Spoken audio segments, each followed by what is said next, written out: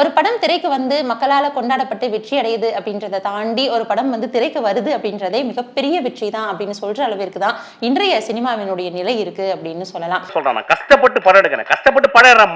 அதற்கு நிறைய காரணங்கள் இருக்கு. உதாரணமா நமக்கு ஃபேவரட்டான ஒரு டைரக்டர் அல்லது ஆக்டரோட படம் வந்து ரிலீஸ் ஆக போகுது அப்படின்ற மாதிரி ஒரு அனௌன்ஸ்மெண்ட் வரும். அந்த படத்துடைய ஃபர்ஸ்ட் லுக் போஸ்டரும் ரிலீஸ் பண்ணுவாங்க, அது சார்ந்த போட்டோ ஷூட்டும் வந்து ரிலீஸ் பண்ணுவாங்க. இந்த படம் என்ன மாதிரியான ஒரு ஜர்னர்ல இருக்கும் அப்படின்னு நம்மளும் டிஸ்கஸ் பண்ணுவோம். சடனா வந்து இந்த படம் வந்து டிராப் ஆயிடுச்சுங்க அப்படின்ற மாதிரி ஒரு அனௌன்ஸ்மெண்ட் கொடுப்பாங்க. என்னடா ஆச்சு அப்படின்னு நம்ம நினைக்கிறப்போ, இல்லப்பா ப்ரொடியூசர் கூட ஒரு ப்ராப்ளம், இல்ல டேட் வந்து கால் ஷீட் வந்து சரியா கிடைக்கல, இல்ல டைரக்டர் கதை சொல்றது வந்து சரியா ஆப்ட் ஆகல, கம்ஃபர்டபுளா இல்ல, இந்த மாதிரி நிறைய காரணங்களால படம் வந்து டிராப் ஆகும். அந்த படம் உருவாகாமலே அப்படியே அதோட முடிஞ்சிரும். இந்த நிலை வந்து சாதாரணமான நடிகர்களுக்கு மட்டும் கிடையாது, முன்னணி நடிகர்களா இருக்கிறவங்களுமே அவங்க ஆசைப்பட்டு பண்ற ஃபில்மே கூட நிறைய படங்கள் வந்து டிராப் ஆயிருக்கு. அது என்னென்ன படங்கள், எதனால வந்து அந்த படங்கள்லாம் வந்து டிராப் ஆச்சு அப்படின்றதான் இன்னைக்கு இந்த வீடியோல பார்க்க போறோம். Welcome to Friday fact channel. Okay, முதல்ல வந்து நம்ம ரஜினி கமல் அந்த மாதிரி எடுத்துக்கிட்டோம் அப்படின்னா, ரஜினி அவங்களுக்கு வந்து கே.எஸ். ரவிக்குமார் அவங்களுடைய இயக்கத்தில் ராணா படம் வந்து ரிலீஸ் ஆகிறதா இருந்துச்சு. இந்த ராணா படத்துடைய ஃபர்ஸ்ட் லுக் போஸ்டர்லாம் வந்து ரிலீஸ் பண்ணாங்க. ஆட்டோமேட்டிக்காக வந்து இந்த படத்தின் மேலே இருக்கிற ஹைப் வந்து கொஞ்சம் இன்க்ரீஸ் ஆச்சு அப்படின்னே சொல்லலாம். பொதுவாகவே சூப்பர் ஸ்டார் படம் அப்படின்னாலே அந்த நியூஸே நமக்கு வந்து பயங்கர எக்ஸைட்மெண்ட்டாக இருக்கும். அந்த வரிசையில் இந்த படத்துடைய போஸ்டரும் வந்து மக்களால் ரொம்பவே கொண்டாடப்பட்டுச்சு. ஏன் அப்படின்னா, இதற்கு முன்னாடி கே.எஸ். ரவிக்குமார் அவங்களோட சேர்ந்து ரஜினி அவங்க பண்ண எல்லா படமுமே வந்து ஹிட்டு. ஸோ அந்த வரிசையில் இந்த படமும் வந்து ஹிட் ஆயிடும் அப்படின்ற மாதிரி தான் நினைச்சாங்க. ஆனா அந்த ராணா படத்துடைய போஸ்டராகவே தான் இருந்துச்சு. அதற்கப்புறமா இந்த ராணா படம் வந்து டிராப் ஆயிடுச்சா இல்லையா அப்படின்ற மாதிரி எதுவும் சொல்லல. மேக்ஸிமம் டிராப் தான் அப்படின்ற மாதிரி சொல்றாங்க. கே.எஸ். ரவிக்குமார் அவங்களே வந்து நிறைய பேட்டிகளில் வந்து என்ன சொல்லியிருப்பாரு அப்படின்னா, ராணா படம் வந்து ரஜினி அவர்களுடைய கதை தான். ஸோ அவர் வந்து ரொம்ப பிடிச்சிதான் வந்து இந்த படம் பண்ணாரு. ஆனா வந்து அவருக்கு அந்த நேரத்தில் வந்து உடம்பு சரியில்லாம போயிடுச்சு, அதனால தான் இந்த படத்தை பண்ண முடியல அப்படின்ற மாதிரி சொல்லியிருப்பாரு. இதே நிலைமை தான் வந்து ஜக்குபாய் அப்படின்ற ஒரு படத்துக்குமே. ஸோ இந்த படமும் வந்து ரஜினி அவர்கள் நடிக்க இருந்த படம் தான். கே.எஸ். ரவிக்குமார் அவங்க தான் வந்து இயக்கிறதா இருந்துச்சு. ஆனா வந்து சில பல காரணங்களால இதே மாதிரி தான் வந்து ஜக்குபாய் படமும் வந்து ஸ்டாப் ஆயிடுச்சு. ஜக்குபாய் படத்துடைய போஸ்டரே வந்து பயங்கரமா இருந்துச்சு. அதுல ஒரு இஸ்லாமிய வேடம் மாதிரி வந்து ரஜினி அவர்கள் வந்து போட்டிருப்பாங்க. அதுல சில வரிகள் வந்து இருக்கும். என் நண்பர்கள் கிட்ட இருந்து என்னை காப்பாத்துங்க, பகைவர்களை நான் பாத்துக்கிறேன் அப்படின்னு கடவுள்கிட்ட சொல்ற மாதிரி ஒரு வரிகள் வரும். ஸோ இந்த வரிகள்லாம் கூட இந்த படத்தின் மேல இருக்கிற எதிர்பார்ப்பை தூண்டுச்சு அப்படின்ற மாதிரி சொல்லலாம். ஆனா அந்த படம் வந்து அப்படியே டிராப் ஆயிடுச்சு, எடுக்கல. ஏன்னா அந்த ஜக்குபாய் அப்படின்ற ஒரு தலைப்பிலே வந்து சரத்குமார் அவங்கள வச்சு அவர் வந்து வேற ஒரு படம் பண்ணிட்டாருன்னா கூட அந்த படத்துடைய கதை வந்து வேற, ஆனா ரஜினி அவங்களுக்கு வச்சிருந்த ஜக்குபாயுடைய கதை வேற அப்படின்ற மாதிரி சொன்னாங்க. ஸோ ஒருவேளை இவங்க ரெண்டு பேரும் இணைஞ்சிருந்தா ராணா ஜக்குபாய் அப்படின்ற ரெண்டு படங்கள் வந்து தியேட்டர்ல ரிலீஸ் ஆயிருக்கும். ஆனா டிராப் ஆயிடுச்சு. கமல் அவங்களுக்கு பார்த்தோம் அப்படின்னா மருதநாயகம் படம் பத்தி நம்ம தினம்தோறும் பேசிட்டே தான் இருக்கோம். அந்த அளவிற்கு வந்து அந்த படத்தின் மேல பயங்கரமான எக்ஸ்பெக்டேஷன் வருடங்கள் பல கடந்தும் இருக்கு அப்படின்ற மாதிரி சொல்லலாம். 20 வருஷம் ஆச்சு, 22 வருஷம் ஆச்சு, இன்னும் வந்து மருதநாயகம் படம் வந்து எப்போ வரும் அப்படின்ற மாதிரி ஒவ்வொரு வருஷமும் சொல்லக்கூடிய ரசிகர்கள் வந்து நிறைய பேர் இருக்காங்க. இது கமல் அவர்களுக்கே வந்து ஒரு பெரிய கனவு படம். ஸோ கமல் அவர்கள் படம் பண்ணாலே வந்து அது ஒரு டிஃப்ரெண்டான ஒரு ஸ்டோரியா இருக்கும். அந்த வரிசையில் அவருடைய கனவு படம் அப்படின்னு சொன்னா அது வந்து சொல்லவா வேணும். அது மட்டும் இல்லாம இந்த படத்துக்கு சர்வதேச அரங்குல வந்து மிகப்பெரிய கவனத்தை ஈர்க்கிற அளவுக்கெல்லாம் சம்பவங்கள்லாம் நடந்துச்சு. நம்ம இங்கிலாந்து ராணி எலிசபெத் அவங்க வந்து இந்த படப்பிடிப்பு விழாவில் கலந்துக்கிட்டதா இருக்கட்டும். ஸோ அது மட்டும் இல்லாம இந்த படத்தை பத்தின வெளிவந்த நியூஸ்லாம் இருக்கட்டும், மருதநாயகம் யாரு அப்படின்னு தேட ஆரம்பிச்சாங்க.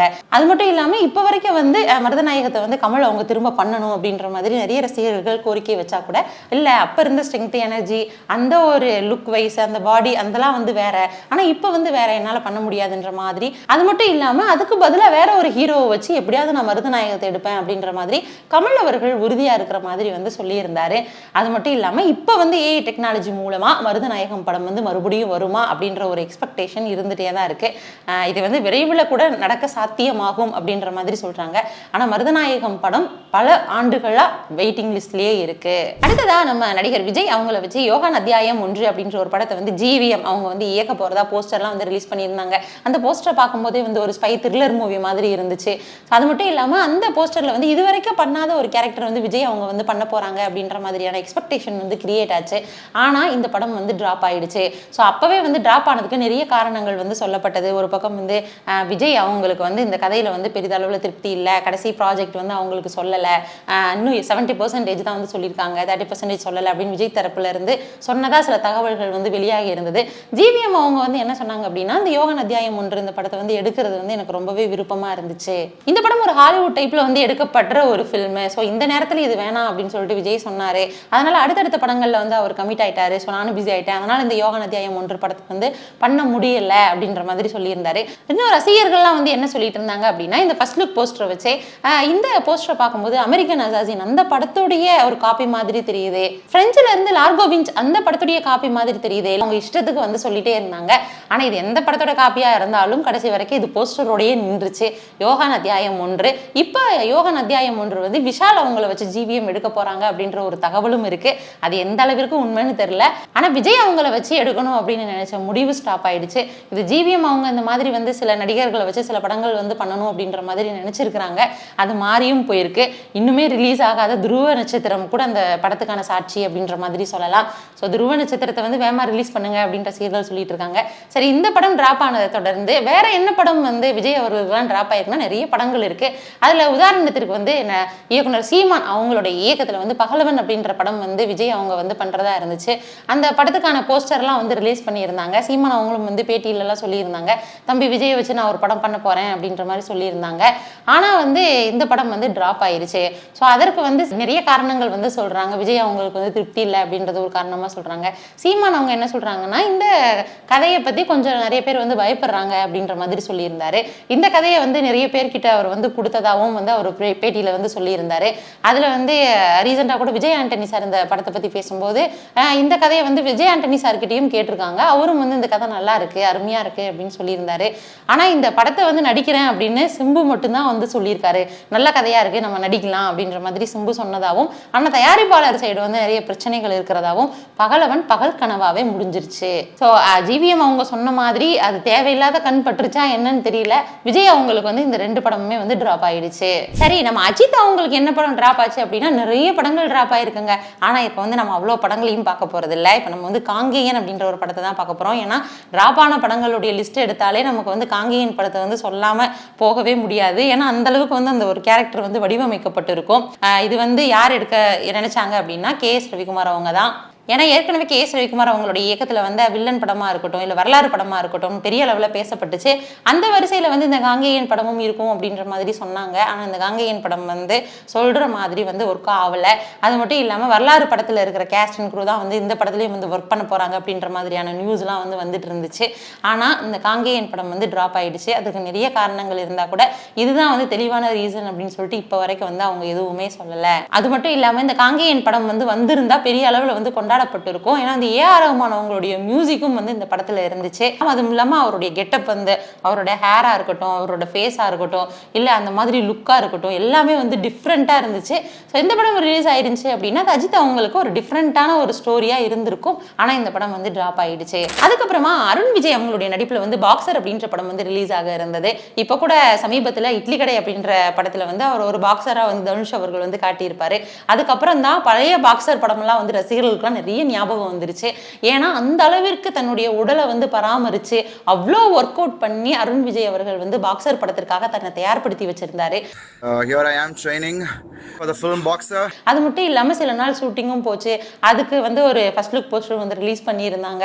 அதுல வந்து பயங்கர கட்டுமஸ்தான உடலோட அவர் தினமும் வந்து ஒர்க் அவுட் பண்ற வீடியோஸ் எல்லாம் வந்து ஷேர் பண்ணிட்டு இருந்தாங்க. அந்த ஃபர்ஸ்ட் லுக் போஸ்டர்ல வெறித்தனமா இருக்கிற மாதிரி எல்லாம் வந்து கொடுத்திருந்தாங்க. அது மட்டும் இல்லாம அந்த படத்துடைய ப்ரொடியூசரான மதியழகனே வந்து இந்த படத்துக்கு வந்து ஒரு ஆப்போசிட் கேரக்டர்ல வந்து பண்ணியிருந்தாங்க. ஸோ மதியழகன் அவங்களுடைய போஸ்டர்லாம் பார்க்கறதுக்குமே வெறித்தனமா இருந்துச்சு.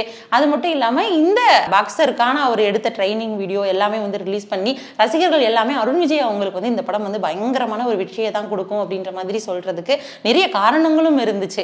ஏன்னா தடையற தாக்க, குற்றம் 23 இந்த மாதிரி படங்கள்லாம் வந்து அவருக்கு ஒரு நல்ல ஒரு பேரை வாங்கி கொடுத்துச்சு. அந்த வரிசையில தான் இந்த பாக்ஸர் படமும் இருக்க போகுது அப்படின்றது ரொம்ப கொண்டாட்டமா இருந்துச்சு. அது மட்டும் இல்லாம இந்த பாக்ஸர் அந்த மாதிரியான கதைகள்லாம் வச்சு படங்கள் வந்து ஒரு சில படங்கள் தான் வந்து வருது. ஆனா அது அருண் விஜய் அவர்களுக்கு வந்து இந்த படம் வந்து பெரிய வெற்றி படமா அமையறதுக்கு அவருடைய ஒரு ஹார்ட் ஒர்க் வந்து இதுல வந்து அப்ளை ஆகும் அப்படின்ற மாதிரி நினைச்சிட்டு இருந்தாங்க. ஆனால் இந்த பாக்ஸர் படம் வந்து அப்படியே ட்ராப் ஆயிடுச்சு. ஸோ அதுக்கு அருண் விஜய் அவர்கள் சொல்லும்போது கூட இந்த படம் வந்து ட்ராப் தான் அப்படின்ற மாதிரி சொல்லுவார்.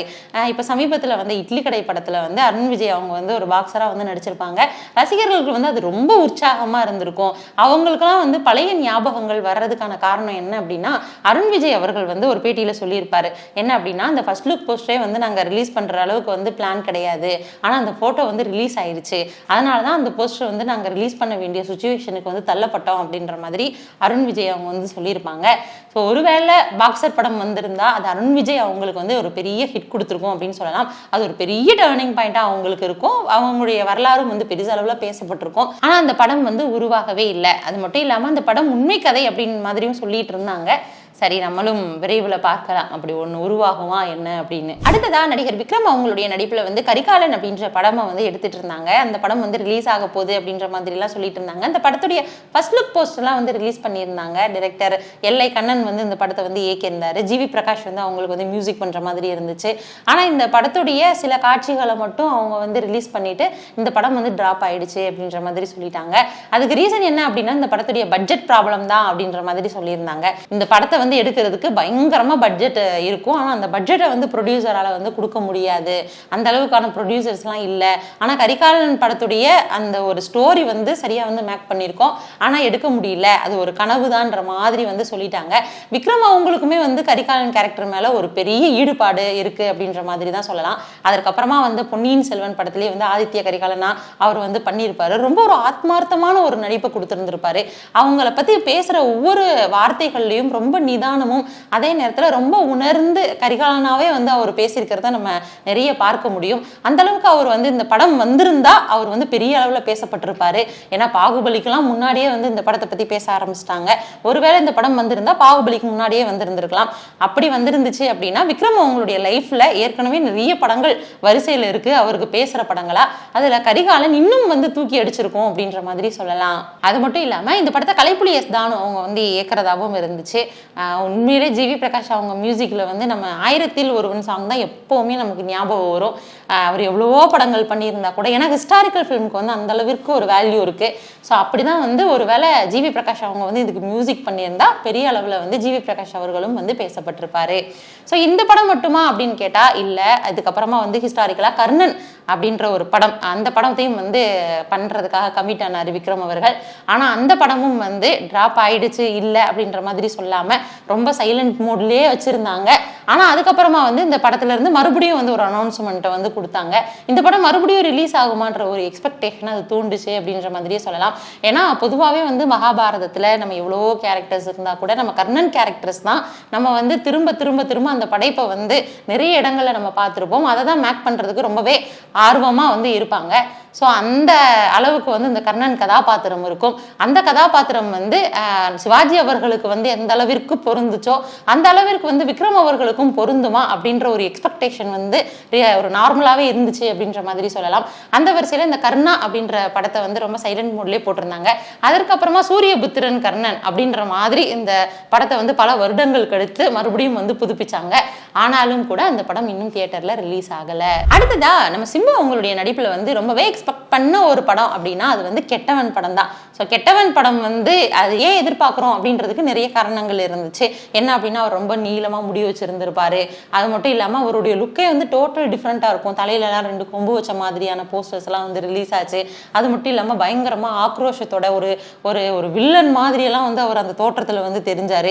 அது மட்டும் இல்லை, மன்மதன் படத்திலே நம்ம ஒரு வித்தியாசமான ஒரு சிம்புவை வந்து நம்ம பார்த்துருப்போம். ஸோ அந்த வரிசையில் வந்து அந்த மாதிரி தான் இந்த கேரக்டரும் வந்து இருக்க போதா அப்படின்ற ஒரு எதிர்பார்ப்பு அது தூண்டுச்சு. அது மட்டும் இல்லாமல் சிம்பு ரசிகர்களுக்கு அந்த போஸ்டர் பார்த்தோன்னா பயங்கர குசி ஆயிட்டாங்க அப்படின்ற மாதிரியே சொல்லலாம். அந்த படத்துல இருந்து சில சாங்ஸும் கூட ரிலீஸ் ஆகி பயங்கரமா ஹிட் ஆச்சு. அது மட்டும் இல்லாம அவரும் கூட இந்த படத்துல வந்து பாடல்லாம் வந்து பாடி இருந்தாரு. என்னடா நடக்குது இங்க அப்படின்னு வந்து அந்த மாதிரியான வரிகளோட அந்த பாடல் வந்து வரும். ஸோ அந்த பாடலுமே வந்து நல்ல சமூக வலைதளங்கள்ல ரீச் ஆச்சு. இந்த கெட்டவன் படத்தை வந்து ஜிடி நந்து அவங்க வந்து டைரக்ட் பண்ணியிருப்பாங்க. ஸோ அவங்க வந்து இந்த படத்தை வந்து உருவாகிறப்பவே பல சிக்கல்கள்னால இந்த படம் வந்து டிராப் ஆயிருக்கும். அதுக்கு வந்து அவங்க மறுபடியும் சிம்பு அவங்க கூட வந்து அவங்க ஒத்துழைக்கணும், நம்ம வந்து மறுபடியும் இந்த படம் பண்ணலாம், ஃபினான்ஷியலால தான் இந்த ப்ராப்ளம்லாம் இருக்கு அப்படின்ற மாதிரி சொல்லியிருப்பாரு. அது மட்டும் நிறைய விமர்சனங்களை அவரும் வந்து முன் வச்சாரு. அதெல்லாம் வந்து அவருடைய பேட்டிகளை பார்த்தாலே நமக்கு தெரியும். அது மட்டும் இல்லாம அவருடைய எக்ஸ்பெக்டேஷன் என்னவா இருந்துச்சுன்னா அந்த படத்துக்கு இன்னும் நீளமா வந்து முடி வளர்க்கணும். இப்ப சமீபத்துல வந்து சிம்பு அவங்களுடைய பேட்டியில பார்க்கும் பொழுது அப்ப இருக்கிற ஹேரை தான் வந்து அப்புறம் அப்பவே எக்ஸ்பெக்ட் பண்ணி இருந்திருப்பாரு. ஸோ அந்த அளவிற்கு வந்து அப்போ நான் வந்து இந்த ஹேரை தான் எக்ஸ்பெக்ட் பண்ணேன், ஆனால் இப்போ தான் அந்த ஹேர் இருக்குது அப்படின்றப்போ மறுபடியும் வந்து இப்படி ஒரு படம் பண்ணுவாங்களா அப்படின்றது ஒரு எக்ஸ்பெக்டேஷனாக தான் இருக்குது. ஸோ கெட்டவன் அப்படின்ற படம் பண்ணலான்னா கூட கெட்டவன் அப்படின்ற ஒரு டைட்டில் வந்து ரொம்ப ஆழமாக பதிஞ்சிருச்சு அப்படின்ற மாதிரி சொல்லலாம். அது மட்டும் இல்லாமல் இந்த கெட்டவன் அப்படின்ற டைட்டிலே வந்து நெல்சன் அவங்க தான் வந்து செலக்ட் பண்ணாங்க அப்படின்ற மாதிரி டைரக்டரே வந்து ஒரு பேட்டியில் வந்து சொல்லியிருந்திருப்பாரு. சரி, நெல்சனுக்கும் இவங்களுக்கும் என்ன தொடர்பு அப்படின்னு சொல்லி நம்ம பார்த்தோம் அப்படின்னா, ஏற்கனவே நெல்சன் அவங்களுடைய முதல் படம் தான் வந்து வேட்டை மன்னன். ஸோ அந்த வேட்டை மன்னன் படத்தை தான் வந்து நம்ம சிம்பு அவர்களை வச்சு அவர் வந்து இயக்கிறதா இருந்தாங்க. ஆனால் பல சூழல்களால் அந்த வேட்டை மன்னன் படம் வந்து இயக்காமலே ட்ராப் ஆயிடுச்சு. என்ன காரணம் அப்படின்னு கேட்கும்போது, அந்த படத்துல இருந்து போஸ்டர்லாம் வந்து ரிலீஸ் பண்ணியிருந்தாங்க. அது மட்டும் இல்லாமல் அந்த வேட்டை மன்னன் அந்த படத்துடைய அந்த ப்ரோமோ வந்து சூப்பராக இருக்கும். அது வந்து அந்த வேட்டை மன்னன் .com அப்படின்றதுக்கு வந்து நீங்கள் கால் பண்ணுங்க, உங்களுக்கு வந்து கொலை பண்ணணும்னா அப்படின்ற மாதிரிலாம் வந்து சொல்லியிருப்பாங்க. ஸோ அந்த மாதிரிலாம் வந்து ப்ரோமோ ரிலீஸ் பண்ணாங்க. ஆனால் வந்து இந்த படம் வந்து ட்ராப் ஆகிடுச்சு. அதுக்கப்புறமா வந்து அவர் வாலு படம் பண்ணார். அந்த வாலு படம் பண்ணுறதே வந்து பெரிய சிக்கலில் மாட்டிக்கிச்சு. அந்த படம் ரிலீஸ் பண்ணுறதே பெரிய தலைவலி ஆயிடுச்சு அவங்களுக்கு. அதுக்கப்புறமா பல பிரச்சனைகளை சந்திச்சதுனால நெல்சன் அவங்க வந்து வேட்டை மன்னன் படத்தை வந்து பண்ணலை. சிம்பு அவர்களுக்கும் வேட்டை மன்னன் படம் வந்து அமையலை. ஸோ ஹண்ட் ஸ்டார்ட்னு சொல்லிட்டு அப்படியே என் பண்ணிட்டாங்க. இதே மாதிரி தான் வெற்றிமாறன் அவங்களும் வந்து தனுஷ் அவர்களை வச்சு சூதாடி அப்படின்ற ஒரு படம் வந்து பண்ணலாம் அப்படின்ற மாதிரி வந்து பேசியிருந்தாங்க. ஸோ அதுக்கு வந்து தனுஷ் அவர்களும் வந்து தயாராக தான் இருந்தார். வெற்றிமாறன் அவர்கள் கூட வந்து சில பேட்டியில் என்ன சொல்லியிருப்பாரு அப்படின்னா, இந்த மாதிரி தனுஷ் அவர்கள் வந்து எப்பவுமே ஓகே தான் அப்படின்ற மாதிரி சொன்னார். எனக்கு தான் வந்து கதையில் நிறைய கன்ஃபியூஷன் இருந்துச்சு அப்படின்ற மாதிரி சொல்லியிருப்பாரு. ஒருவேளை அந்த படத்திற்கு அப்புறமா தான் வந்து வடசென்னை வந்ததுனால இந்த மாதிரியான ஸ்டோரியை தான் சூதாடி படத்துலையுமே வந்து வச்சிருப்பாங்களோ அப்படின்ற மாதிரியான ஒரு டவுட் வந்துச்சு. ஸோ எது எப்படியோ, ஆனால் அந்த சூதாடி படம் வந்து ட்ராப் ஆகி வடசென்னை படம் வந்து ரிலீஸ் ஆயிடுச்சு. ஸோ வெற்றிமாறன் தனுஷ் கூட்டணி அப்படின்னாலே பொதுவாகவே வெற்றி கூட்டணி தான். ஸோ அந்த வரிசையில் இந்த சூதாடி படம் வந்து ஒர்க் ஆகல. இந்த மாதிரி நிறைய படங்கள் வந்து வரிசையில் இருக்கு. ஸோ அதெல்லாம் வந்து நம்ம லிஸ்ட் எடுத்தோம்னா போயிட்டே இருக்கலாம். இன்னைக்கு வந்து இதோட முடிச்சுக்கலாம். ஸோ இன்னைக்கு வந்து நம்ம எந்தெந்த படம்லாம் வந்து டிராப் ஆச்சு அப்படின்றத பார்த்தோம். அடுத்தடுத்த வீடியோக்களில் நம்ம வேற வேற கான்செப்டோட பார்க்கலாம். அதுவரை இணைந்தே இருங்கள். இது Friday fact channel. By from Devika.